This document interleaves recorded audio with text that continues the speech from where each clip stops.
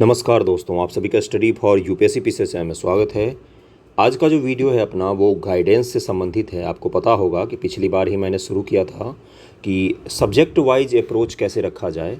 इसके तहत इसी सीरीज़ के तहत सब्जेक्ट वाइज अप्रोच के लिए मैंने हिस्ट्री और साइंस का वीडियो बना दिया था। आज हम लोग बात करेंगे किन चीज़ों पर, तो ज्योग्राफी और इकोनॉमी को लेकर बात करेंगे।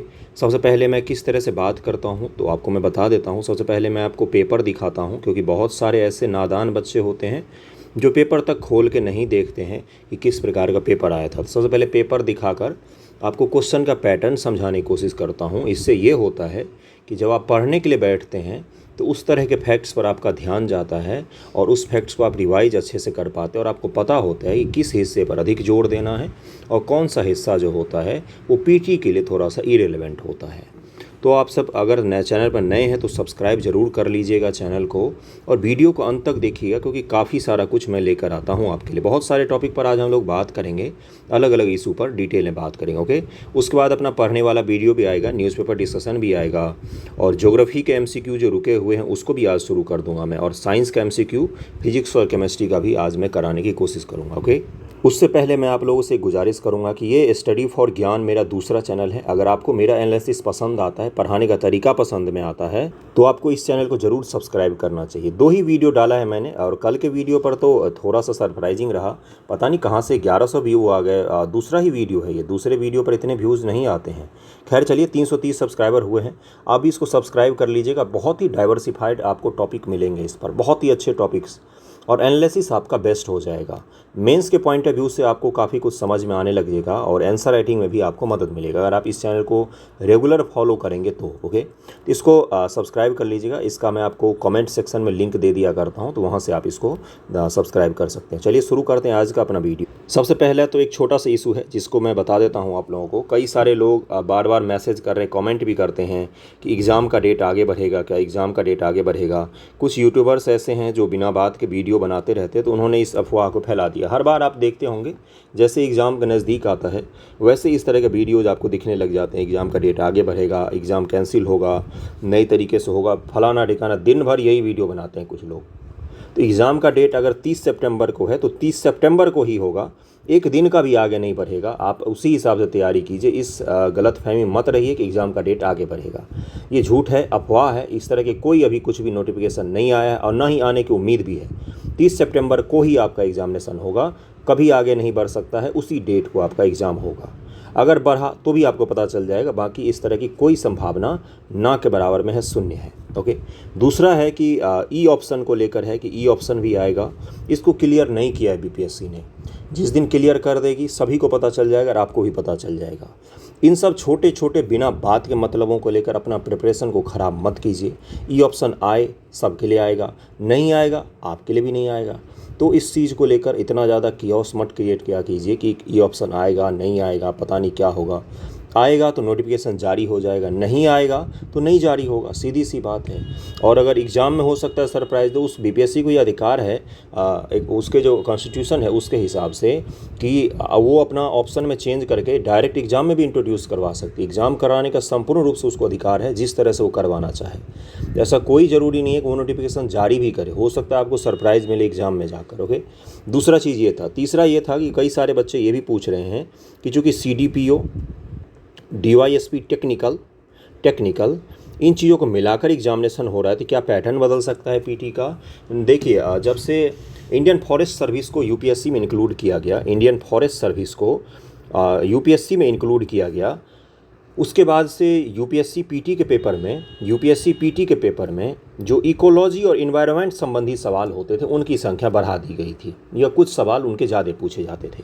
और एक इसको भी माना गया कि इस सर्विस के कारण बढ़ाएगा। दूसरा ये भी माना गया कि नया सब्जेक्ट जो है वो चर्चा में आ गया काफ़ी ज़्यादा, तो यूपीएससी कोशिश कर रही थी कि ऑफिसर्स को इसके बारे में जानकारी होनी चाहिए, इसलिए इकोलॉजी और इन्वायरमेंट से संबंधित सवाल ज़्यादा पूछे जाते हैं एग्जामिनेशन, पीटी एग्जामिनेशन में।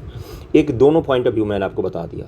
तो ऐसी संभावना है कि हो सकता है मैथ्स के 2-3 सवाल बढ़ जाएं, या साइंस के 1-2 सवाल बढ़ जाएं, या हिस्ट्री के सवाल बढ़ जाएं, या साइंस के सवाल कम हो जाएं, मैथ्स के सवाल कम हो जाएं। इस तरह की भी संभावनाएं हैं कि कुछ रीजनिंग के सवाल डाल दिए जाएं।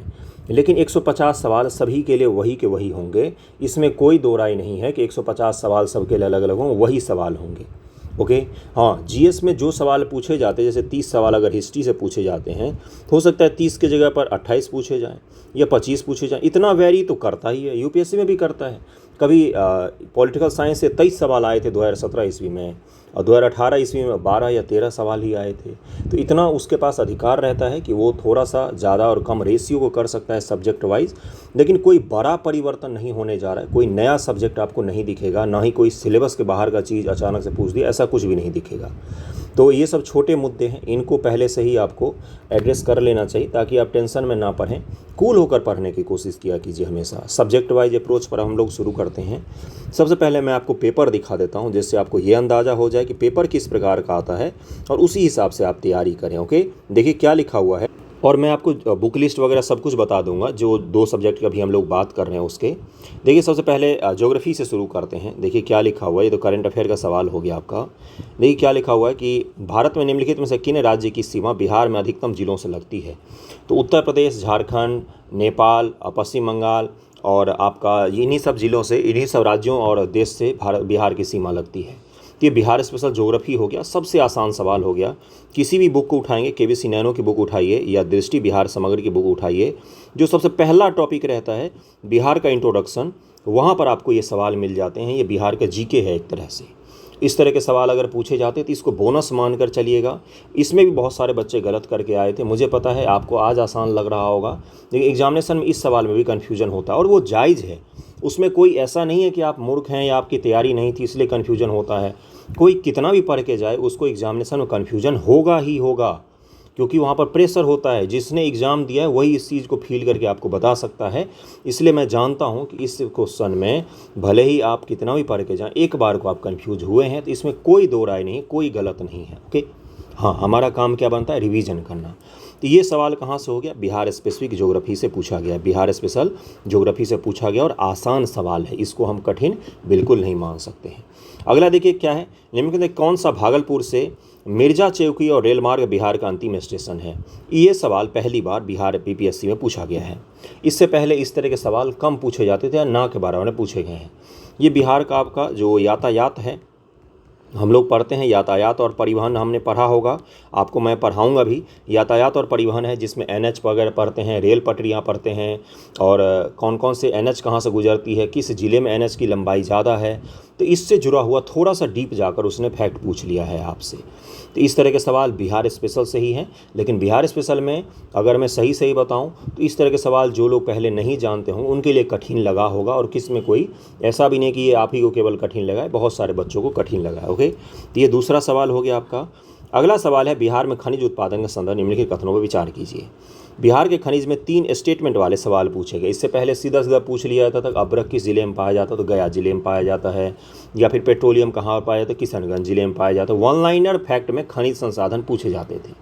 इस बार उन्होंने क्या किया कि 3 स्टेटमेंट दिया, और इसका ऑप्शन भी क्या होता, उपयुक्त में से कोई नहीं, क्योंकि तीनों ही सही थे, इसलिए इसमें से कोई सा भी ऑप्शन नहीं होता। अगर आपने बीपीएससी पीवाईक्यू को भी किया होगा, बीपीएससी पीवाईक्यू, देखिए ऊपर वाला जो रेलवे वाला था वो सवाल अगर आप छोड़ रहे हैं तो कोई उसमें गलती नहीं है, नहीं आ रहा है तो छोड़ रहे हैं, बहुत सारे स्टूडेंट छोड़ेंगे। लेकिन ये सवाल जो है, या पहला सवाल जो था बिहार का कितने ज़िलों से सीमा लगती है या किन किन राज्यों से सीमा लगती है, इस तरह के सवाल अगर आप छोड़ेंगे या गलती करेंगे तो आपका जो नंबर है, अंक है, रैंकिंग है, वो नीचे गिर जाता है। क्योंकि जो बच्चे निकालते हैं एग्जामिनेशन को वो इन सवालों को ज़रूर को सही करने की कोशिश करते हैं। मैं एक एवरेज कट ऑफ से ऊपर की बात कर रहा हूँ, मैं 90 के आसपास के कट ऑफ के लिए बात कर रहा हूँ। बाकी कुछ कैटेगरी के कट ऑफ बिल्कुल कम जाते हैं, मैं उनके पॉइंट ऑफ व्यू से बात नहीं कर रहा हूँ।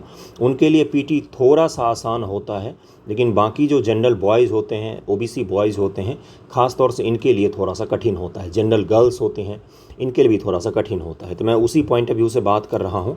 तो ये स्टेटमेंट वाले सवाल जो हैं, ये अलग अलग साल जो सवाल पूछा गया है, बिहार खनिज से पूछा गया है, खनिज संसाधन से, उनको कंबाइंड करके एक सवाल बना दिया गया है। इन सवालों को हल करने की कोशिश किया कीजिए, बेहद आसान होते हैं।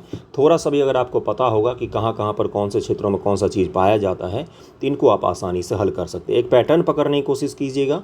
अभी तक 3 बिहार स्पेशल के सवाल आए हैं। अगला कौन सा है देखिए, बिहार में बहने वाली पवित्र नदी फल्गु निम्नलिखित में से किन नदियों के संगम से बनती है? ये भी बिहार स्पेशल के है, बिहार स्पेशल का है। इसमें अगर आप एलिमिनेशन से करते, एलिमिनेशन मेथड को अपनाते तो सोन नदी का फल्गु से क्या लेना देना है? सोन नदी दो जगह है, इसको आप हटा सकते थे और इसका आसानी से ऑप्शन निकाल सकते थे। एलिमिनेशन को थोड़ा सा यूज किया कीजिए, ये बिहार स्पेशल संबंधित है। अगला भी देखिए, बिहार स्पेशल जीके से संबंधित है कि बिहार पहली बार चाय बागान की स्थापना कहाँ पर की गई थी। हर बुक में मिल जाएगा आपको, केबीसी नैनो, दृष्टि, बिहार समग्र, हर जगह आपको बिहार ज्योग्राफी में उद्योग वाले चैप्टर में या कृषि वाले चैप्टर में आसानी से आपको मिल जाता है ये सवालों के। अगला क्या है देखिए, बिहार 2011 जनगणना से पूछा गया, लेकिन थोड़ा सा अलग कर दिया इन्होंने। क्या अलग कर दिया है इन्होंने कि इन्होंने आपसे पूछा है कि दशकीय जनसंख्या वृद्धि दर 2001 से 2011 के अनुसार से बताना था आपको। ये बिहार स्पेशल का बेहतरीन सवाल है, लेकिन बहुत आसान सवाल था। अगर किसी को भी पता होगा कि जो मधेपुरा जिला है इसका सबसे ज़्यादा था, मधेपुरा जिला है इसका सबसे ज़्यादा जनसंख्या वृद्धि दर था, तो झट से ये ऑप्शन निकाल लिया जाएगा कि ऑप्शन बी होगा इसका। एक भी अगर आपको फैक्ट पता होगा तो आप ऑप्शन निकाल ले जाएंगे, एलिमिनेट कर लेंगे उसको आसानी से। तो ये बिहार स्पेशल सही सवाल था। अगला भी देखिए, बिहार स्पेशल सही सवाल है। बिहार में कृषि आधारित उद्योगों में किस खाद्य उद्योग का प्रभुत्व है? तो ये पूछा गया आपसे, किस खाद्य उद्योग का प्रभुत्व है? अनाज आधारित उद्योग है, गन्ना उद्योग है, दाल उद्योग है? अनाज आधारित उद्योग होना चाहिए इसका। अगला क्या है, अटक में। अब देखिए यहाँ पर बिहार स्पेशल कितने सवाल आए हैं, 1 2 3 4 यहाँ से हो गए, 4 3 7 सवाल जो हैं वो बिहार स्पेशल से पिछली बार पूछे गए थे। इस बार हो सकता है 8 पूछ ले, या इस बार हो सकता है 5 पूछे। रेशियो तथा कथित इसी के आसपास में रहता है ना। इसलिए मैं हमेशा जो बोलता हूँ आपको कि आप सवाल से ज़्यादा सवाल किस किस चैप्टर से पूछे गए हैं, इससे ज़्यादा किस पर फोकस करना है, सिलेबस कंप्लीट करने पर फोकस करना है। कि पीटी से पहले बिहार ज्योग्राफी एक बार अच्छे से पढ़ लिया जाए, हर चैप्टर को, हर चैप्टर इंपॉर्टेंट होता है। हाँ, खनिज संसाधन से ज़्यादा सवाल पूछे जाते हैं, कृषि से संबंधित एक सवाल गारंटेड पूछा जाता है बिहार में, है ना। तो ये कुछ ऐसे फैक्ट होते हैं जहाँ से सवाल पूछे। 7 सवाल बिहार स्पेसिफिक ज्योग्राफी से पूछे गए डायरेक्टली और आसान लेवल के हैं। 2 सवालों को अगर हम छोड़ दें तो बाकी सवाल जो हैं वो आसान हैं, एलिमिनेट आसानी से हो सकता है ऑप्शन। और आज आपको आसान लग रहा होगा, ये भी आप बोल सकते हो, एग्जाम में यही सवाल आपको कठिन लगे होंगे, ये तय है। ओके, देखिए अगला क्या है। अब भारत की ज्योग्राफी पर हम लोग आ गए हैं। सिंधु नदी घाटी के बारे में, सिंधु का जो आपका नदी तंत्र है इसके बारे में पूछा गया। देखिए 3 नदी तंत्र हैं उत्तर भारत में। एक है आपका सिंधु, बहुत आसान है इनको तैयार करना। एक है गंगा नदी तंत्र, गंगा नदी प्रणाली, और एक है ब्रह्मपुत्रा। इन तीनों को अच्छे से पढ़ लीजिएगा। उसके बाद दक्षिण भारत में कृष्णा, कावेरी, गोदावरी, इन नदी को ढंग से पढ़ लीजिएगा। ये 6 नदियों को अगर आपने सही से पढ़ लिया, सही से पढ़ने का मतलब क्या होता है भाई, तो इन नदियों के कौन कौन से जिले, कौन कौन से राज्यों को कवर करते हैं, नदी घाटी में कौन कौन से राज्य आते हैं, कहाँ से कौन सी इसकी सहायक नदी निकलती है, कहाँ पर कौन सी सहायक नदी मिल जाती है इस गंगा नदी में या ब्रह्मपुत्र में या सिंधु नदी में, जल विभाजक का काम कौन सा करता है, बारहमासी है या नहीं, कोई पवित्र स्थान है इसके तट पर या कोई बड़ा शहर है इसके तट पर, कोई नदी द्वीप का निर्माण करती है। जैसे जो ब्रह्मपुत्र नदी है ये माजुली नदी द्वीप का निर्माण करती है, जो दुनिया की सबसे बड़ी नदी द्वीपों में से एक है। तो ये आपको पता होना चाहिए था ब्रह्मपुत्र नदी के बारे में। या ब्रह्मपुत्र नदी की सहायक नदी कौन कौन सी है, ऊपर से कौन सी मिलती है, नीचे से कौन सी मिलती है। कम से कम इन चीज़ों पर अगर आप कर लेंगे इंडियन ज्योग्राफी में, तो इंडियन ज्योग्राफी से अगर कोई भी नदी से संबंधित सवाल पूछा जाएगा तो उसको आप ऑप्शन से एलिमिनेट करके आसानी से कर ले जाएंगे। इस 6 नदी के बारे में अगर डिटेल में आपने पढ़ लिया तो ये चीज़ क्लियर हो गया होगा। बाकी बिहार स्पेशल की नदियाँ तो सारा पढ़ना ही आपको, और वीडियो उस पर ऑलरेडी अपलोड है। ओके, सिंधु नदी के बारे में पूछा गया है। निम्नलिखित कौन सा विश्व में सुप्रचारित वन्यजीव अभियान है जिसे 1973 में शुरू किया गया था? 1973 में कौन सा चीज़ शुरू किया गया था?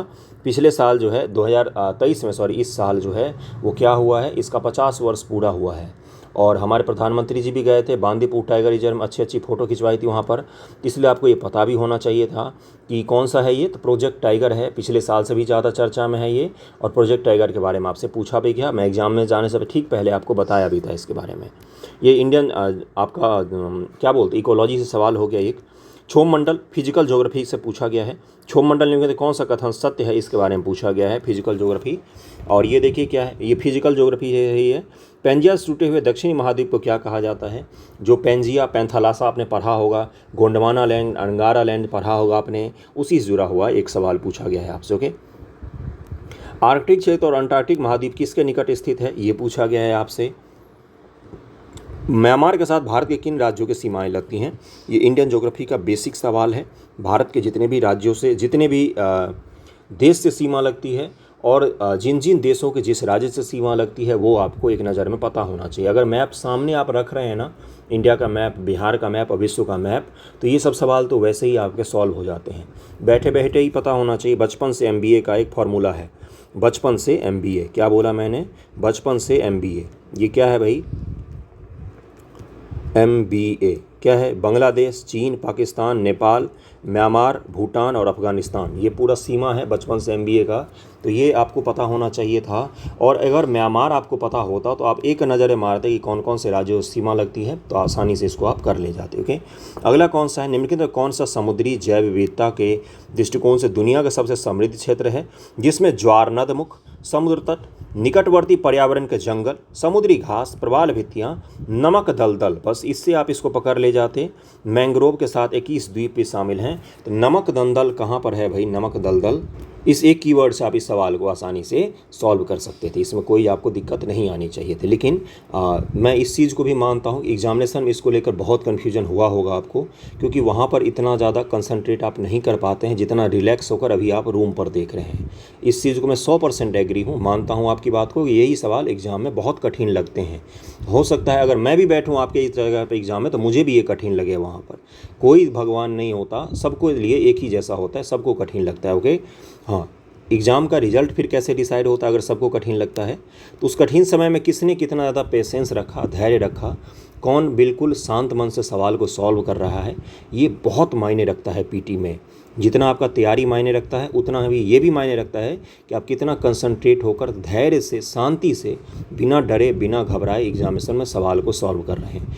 कुछ लोगों को तो मैंने देखा है पसीना पोंछ पोंछ के परेशान होते हैं डर के मारे ठंड के महीनों में। तो ऐसा कंडीशन मत कीजिएगा, प्रैक्टिस कीजिए। टेस्ट सीरीज अगर संभव हो तो सेंटर पर जाकर लगाइए, लेकिन आपका इसी से सुधार हो सकता है। ओके, अगला है कोपेन के वर्गीकरण योजना के अनुसार उत्तर प्रदेश, बिहार किस प्रकार की जलवायु में आते हैं? ये भी भारत की ज्योग्राफी से है, ये भी भारत की ज्योग्राफी से है, समुद्री मील वाला। वातावरण मुख्य रूप से किसके द्वारा गर्म होता है? बहुत ही आसान सवाल है, बहुत ही आसान सवाल है। ज्योग्राफी अगर आपने पढ़ा होगा, देखिए क्षोभ मंडल से जो सवाल पूछा गया उसी टॉपिक से ये भी सवाल है कि भाई वातावरण मुख्य रूप से किसके कारण। देखिए दीर्घ तरंग स्थलीय विकिरण जो होते हैं, लघु तरंग जो सौर विकिरण होते हैं, ये क्या करते हैं? ये पृथ्वी को दिन भर गर्म करते हैं, पृथ्वी को गर्म करते हैं। पृथ्वी एनर्जी का कोई सोर्स तो नहीं है, इसने जो सूर्य से एनर्जी प्राप्त की उसको धीरे धीरे दीर्घ तरंगों में स्थलीय विकिरण के रूप में छोड़ना शुरू करता है शाम के पश्चात। और अगर हमारा वातावरण जो है उसमें कार्बन डाइऑक्साइड और ग्रीन हाउस गैसेज की संख्या बढ़ जाएगी तो यही दीर्घ तरंग क्या करते हैं? पृथ्वी को गर्म कर देते हैं। लेकिन क्या ये दीर्घ तरंग हमेशा बुरे होते हैं? नहीं, ये हमारी पृथ्वी पर टेम्परेचर को मेंटेन रखने में बहुत बड़ी भूमिका निभाते हैं। चंद्रमा पर जीवन पॉसिबल क्यों नहीं है?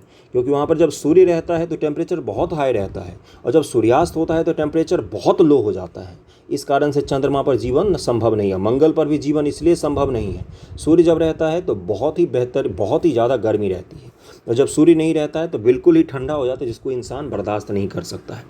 पृथ्वी पर यह सिचुएशन क्यों नहीं क्रिएट होता है? इन्हीं दीर्घ तरंगों के कारण, और हमारे जो आवरण है, हवाओं का आवरण है, इसी के कारण पृथ्वी पर जीवन संभव हो पाता है।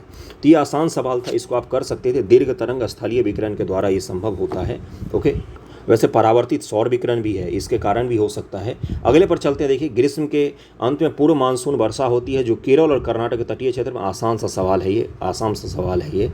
भारत में चीनी उद्योग, भारत में निम्नलिखित कौन सी नदी घाटी कोयले के भंडार समृद्ध है? यानी कि अब तक आपने क्या देखा, 7 जो है बिहार स्पेशल से पूछे गए हैं, 4 सवाल के आसपास, 3 से 4 सवाल आपका फिजिकल ज्योग्राफी से पूछा गया है।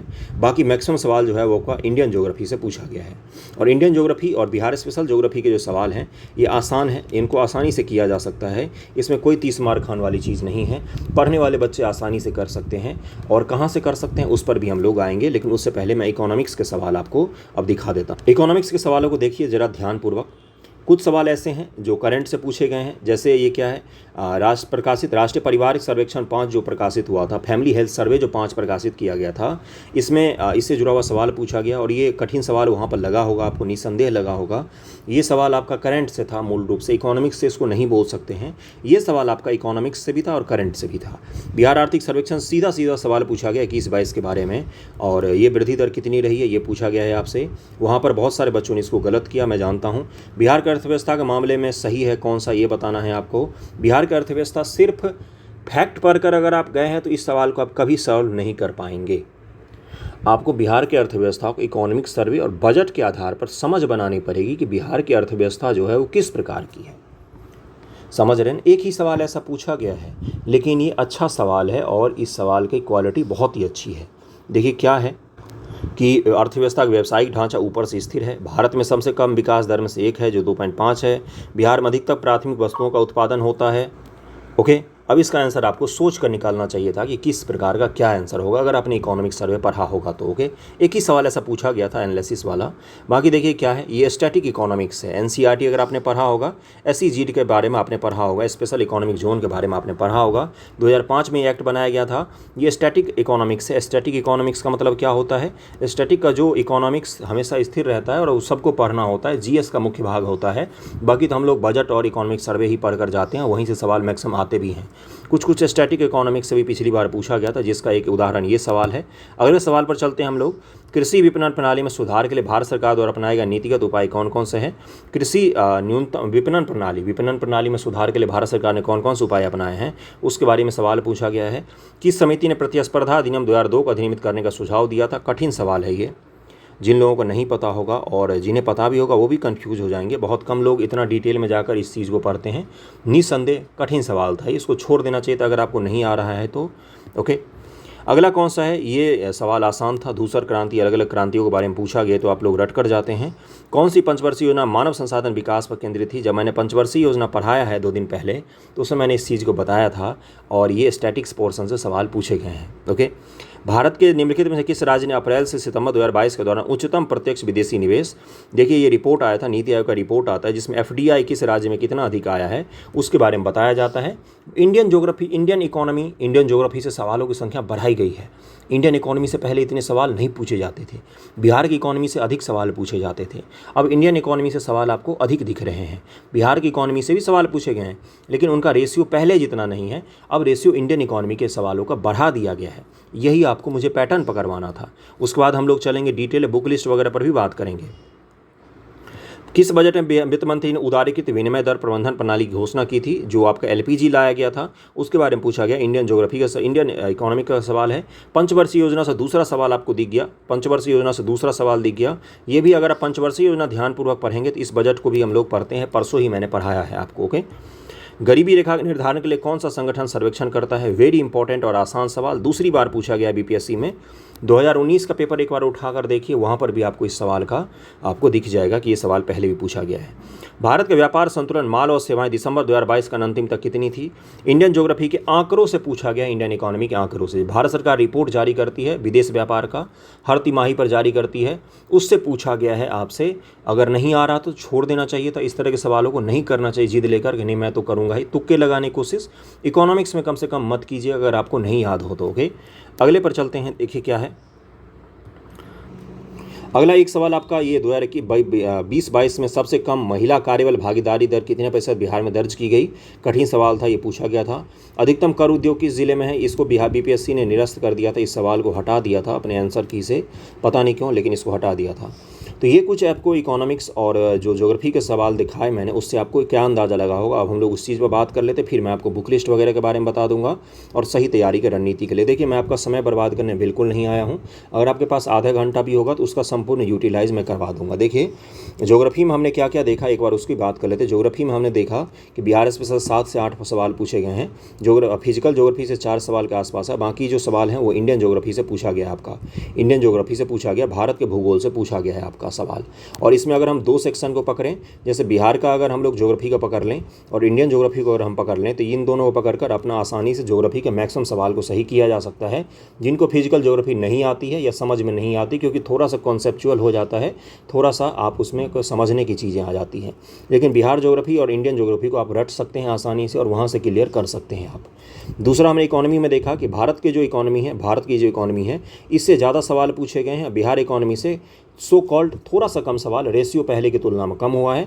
बाकी 50-50 है, इस बार भी 50-50 था। अगर 4 सवाल इससे पूछा गया तो 4 सवाल इससे भी पूछा गया है। ओके, तो दोनों चीज़ों पर आपको बराबर में कंसंट्रेट करना पड़ेगा। ओके, अब आते हैं कि किस प्रकार से तैयार करना है किस सब्जेक्ट को। सबसे पहले हम लोग इकोनॉमिक्स की बात कर लेते हैं। आपका समय बर्बाद नहीं करूंगा, वीडियो शेयर कर दीजिएगा पसंद आ रहा हो तो। इकोनॉमिक्स में बिहार स्पेशल को लेकर 2 चीज़ों को ज़रूर फॉलो कीजिएगा, बिहार बजट और बिहार सर्वे को फॉलो कीजिएगा। इसके अलावा बिहार का जो कोई रिपोर्ट आता है, बिहार सरकार की कोई योजना आती है, उस पर भी एक नज़र बना कर रखिए, क्योंकि वो करंट में पूछ लिए जाते हैं आपसे। ओके, तो ये आपको इतना पता होना चाहिए। बिहार इकोनॉमिक सर्वे, बिहार का किसी चीज़ में रैंकिंग, अगर नीति आयोग ने कोई इंडेक्स निकाला उसमें बिहार की रैंकिंग क्या है, या भारत सरकार का कोई इंडेक्स निकला है तो उसमें अलग अलग राज्यों की रैंकिंग क्या है, इस पर विशेष ध्यान रखिएगा। यहाँ से सवाल आपसे पूछे जाते हैं। बाकी भारत सरकार का भी बजट और इकोनॉमिक सर्वे है। बार बार मैं कह रहा हूँ, प्रैक्टिस के लिए मैं बताऊँगा, अभी प्रैक्टिस के लिए बताऊँगा। भारत का जो स्टैटिक पोर्शन है उससे भी मैं बताऊँगा। इन दोनों को मुख्य फोकस रखिएगा। बाकी कोई अगर रिपोर्ट जारी होता है भारत सरकार का तो उसको पढ़ लेना है। स्टैटिक पोर्शन के लिए इकोनॉमिक्स में कुछ भी नहीं करना है, एक ही चीज़ पर ध्यान रखना है बिहार इकोनॉमिक्स के लिए स्टैटिक पोर्शन पर। जो घटना चक्र के एमसीक्यू होते हैं उनको अच्छे से प्रैक्टिस कीजिए। पंचवर्षीय योजना से संबंधित, बजट से संबंधित, भारत की इकोनॉमिक हिस्ट्री से संबंधित, बैंकों का राष्ट्रीयकरण से संबंधित घटना चक्र में एमसीक्यू एक्सप्लेनेशन को पढ़िएगा।